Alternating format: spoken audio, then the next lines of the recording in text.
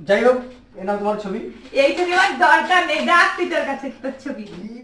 So guys, এখন আপনারা দেখতে থাকো।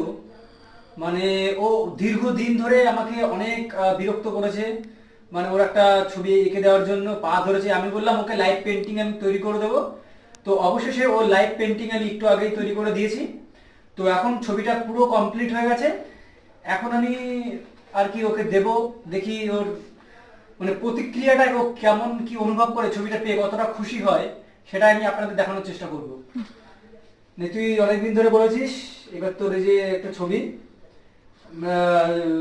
দেখ কেমন হয়েছে।